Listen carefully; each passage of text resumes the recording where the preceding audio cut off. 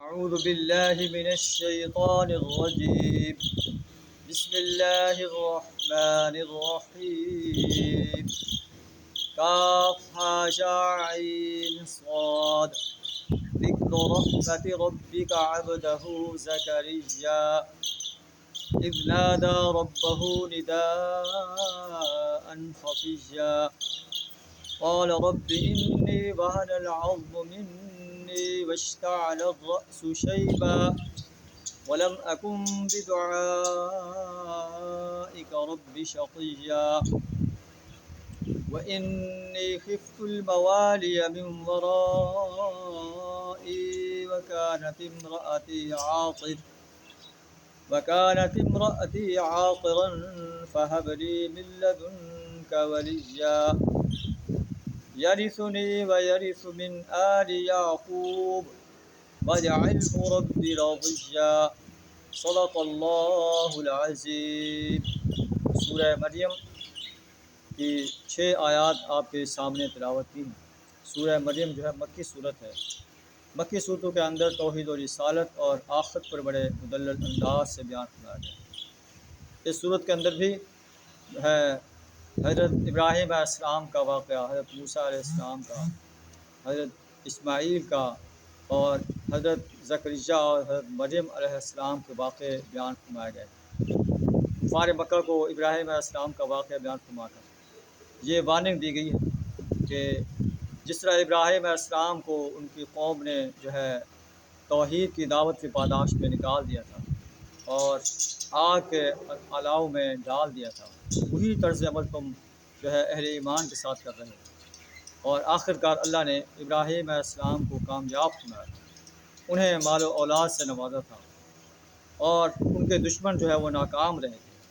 تو تمہیں بھی جو ہے یاد رکھنا چاہیے کہ تم آج جو نبی صلی اللہ علیہ وسلم اور اہل ایمان کو جو ہے تکالیف سے دوچار کر رہے ہو، اللہ کے رسول صلی اللہ علیہ وسلم اور اہل ایمان کامیاب و کامران ہوں اور تمہیں دنیا و آخرت کے اندر رسوائی کا سامنا کرنا پڑے گا.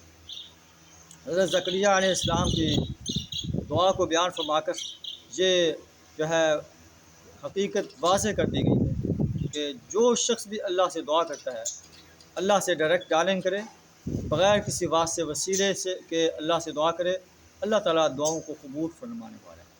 آیات کا ترجمہ جو ہے کچھ اس طرح ہے کہ کاف یا عین صاد ذکر رحمت ربک عبدہ زکریا، ذکر ہے اس رحمت کا جو تیرے رب نے اپنے بندے زکریا پر کی تھی جب اس نے اذ نادی ربہ نداء خفیا، بڑے چپکے انداز سے چپکے اپنے رب کو ندا دی تھی، پکارا تھا اور کہا تھا اے میرے رب جو ہے میری ہڈیاں کمزور ہو گئی ہیں، میرا سر جو ہے وہ بڑھاپے سے بھڑک اٹھا ہے، لیکن میں تجھ سے دعا کرنے میں کبھی نامراد نہیں رہا. مجھے اپنے پیچھے جو ہے وراثت کا خوف ہے کہ مجھے تو نے نبی بنایا ہے، میرے بعد مجھے ایسا کوئی بندہ نظر نہیں آتا جو میری اس نبوت کی وراثت کا حامل ہو. میری بیوی بانجھ ہے، اپنی طرف سے مجھے ایک ایسا ولی، ایسا وارث عطا فرما جو میری نبوت کا وارث ہو، میرا بھی وارث ہو اور آل یعقوب کا بھی وارث ہو اور اسے پسندیدہ انسان بنا دے.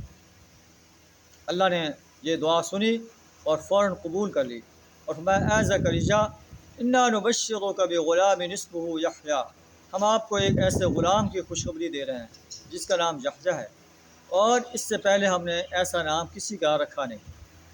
معلوم ہو کہ انسان جب اللہ سے دعا کرتا ہے تو اللہ تعالیٰ اس کی دعا کو سنتا ہے اور قبول کرتا ہے. وقال ربکم ادعونی استجب لکم، آپ کا رب فرماتا ہے کہ مجھ سے دعا مانگو، مجھے پکارو، میں تمہاری دعاؤں کو قبول کروں گا. اس میں کوئی جو ہے واسطہ وسیلہ نہیں ہے، ڈائریکٹ ڈالنگ کی گئی. ادعونی، مجھے پکارو، مجھ سے دعا مانگو، استجب لکم، میں تمہاری دعاؤں کو قبول کروں گا. ان الذین یستکبرون عن عبادتی، جو لوگ میری عبادت سے تکبر اختیار کرتے ہیں، سیدخلون جہنم داخرین، میں انہیں ذلیل کر کے جہنم کی آگ میں داخل کروں گا. اللہ تعالیٰ فرماتے ہیں کہ اے زکریا ہم آپ کو یحییٰ جیسے عظیم بیٹے کو خوشخبری دیتے ہیں، یہ اتنا عجیب انسان ہوگا کہ انسانیت کے لیے یہ فلاح کا سبب بنے گا. اور پھر یحییٰ علیہ السلام سے اللہ تعالیٰ قرآن میں خطاب فرما رہا ہے، یا یحییٰ خذ الکتاب بقوہ، اے یحییٰ اس کتاب الہی کو مضبوطی سے تھام لو، وآتیناہ الحکم صبیہ، ہم نے بچپن کے اندر انہیں قوت فیصلہ عطا کی، وحنانا من لدنا وزکاہ، اپنی طرف سے اس کو نرم دلی عطا کی، پاکیزگی عطا کی، وکان تقیہ، اور وہ تقوی سے آراستہ انسان تھا، یعنی اللہ تعالیٰ نے ایسا عظیم بیٹا عطا فرمایا جو ان سب صفات سے آراستہ تھا۔ ہمیں بھی اپنے لیے ایسی اولاد کی دعا کرنی چاہیے۔ وبرا بوالدیہ، اپنے والدین کے ساتھ جو ہے نیکی کا سلوک کرنے والا تھا۔ ولم یکن جبارا عصیا، اور جبار اور نافرمان نہیں تھا۔ وسلام علیہ یوم ولد، اس پر سلامتی ہو جب وہ پیدا ہوا، ویوم یموت، جب اس کو موت آئے گی، ویوم یبعث حیا، اور جب وہ زندہ کر کے دوبارہ اٹھایا جائے گا، اس کے لیے سلامتی ہی سلامتی ہے، سلامتی ہو۔ اللہ سے دعا تعالیٰ ہمیں بھی جو ہے ایسے حسین انجام سے ہمارا بھی ایسا حسین انجام جو ہے کرے، دنیا و آخرت میں ہمارے لیے خیر کثیر نازل فرمائے، ہر قسم کے شر سے اپنی پناہ عطا فرمائے۔ وآخر دعوانا الحمد للہ رب العالمین۔